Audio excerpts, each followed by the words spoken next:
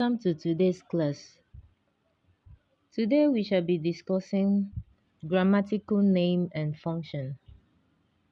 Grammatical name is a name given to a word or group of words according to the rules and principles for speaking and writing a language. It can also be the class of word that a word belongs, which can be a noun, a verb, a pronoun, an adjective, an adverb, preposition or conjunction. They are the class of words a word can belong. Grammatical function is the role a word or group of words play in a sentence. When it is a group of words, it can either be a clause or a phrase. So today we shall be looking at some sample questions on grammatical name and function. Let us look at some of these. Number 1. Recently, guests at the new tourist hotel at Victoria Falls have complained that trousers and other articles of clothing have been disappearing mysteriously at night. The words in capital letter, the group of words in capital letter, are the ones that we're going to deal on. Guests at the new tourist hotel at Victoria Falls. Now, if you look at this group of words, you will notice that it is a phrase because there is no verb. There is no verb in the group of words. So, and the name is a noun phrase. This is because it stands as the subject of that verb. So we can easily simply say that the grammatical name here is a noun phrase. It is a noun phrase because it doesn't have a verb, and it is a noun because it stands in place of a subject. So the grammatical function here is it is the subject of the verb have complained. Number 2.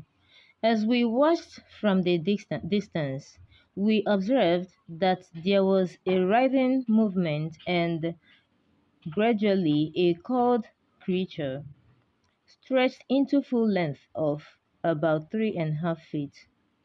The words in capital letter, as we watched from the distance. So you see here that the grammatical name of this group of words is adverbial clause of time. It is adverbial because it depicts the time of an action.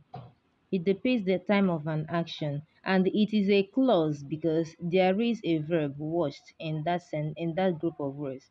So the grammatical name here is adverbial clause of time, and the function is it modifies the verb observed. You will see observed in that sentence.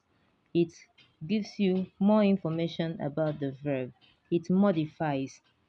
Number 3. Indeed, before the second term holiday, we had a classroom where students would come in and go on recess as they finished their class assignments. The words in capital letter before the second term holiday. So this group of words, we can say that it is an adverbial phrase of time. It is an adverbial. It is an adverbial because it tells us about time. It tells us about time. And again, it is a phrase because it does not have a verb, unlike the first one. The first one has a verb, but this one doesn't have a verb. So it is known as adverbial phrase of time. And the grammatical function here is it modifies the verb had. It modifies the verb had. Then the next one says, it took some time before I realized that my role was crucial, since the pilfering of such materials was common in all the other classes. The group of words we are talking about here is that my role was crucial. That my role was crucial. If you want to understand the noun clause or noun phrase, you must know that a noun tells you about a name. It talks about name. Now, if you want to know if actually the underlined word or the word in capital letter is a noun, replace it with a pronoun it. If the sentence is still grammatically correct, then you know it is a noun. Let's take for instance, it took some time before I realized it. So if you remove that group of words in capital letter and put it, you will see that it is still grammatically correct. That is why it is a noun clause. And it is a clause because it has a verb. So the grammatical name of this group of words is noun clause. And the grammatical function is it is the object of the verb realized. It is the object of the verb realized.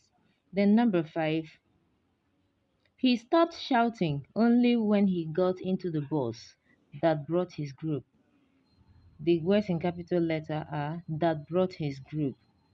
So in this group of words, the grammatical name here is adjectival clause. Adjectival clause, or you can also call it relative clause.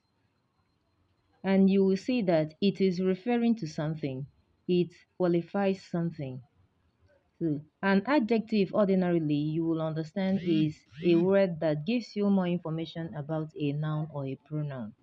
And any word that it is qualifying, it must stand close to that word. So in that sentence now, you will see that it is referring to the boss that brought his group. That brought his group is referring to boss. Therefore, the grammatical name of the word in capital letter is adjectival or relative clause. And the function is it qualifies the noun boss. It qualifies the noun boss. So with this, we come to the end of the class. See you next time. Bye.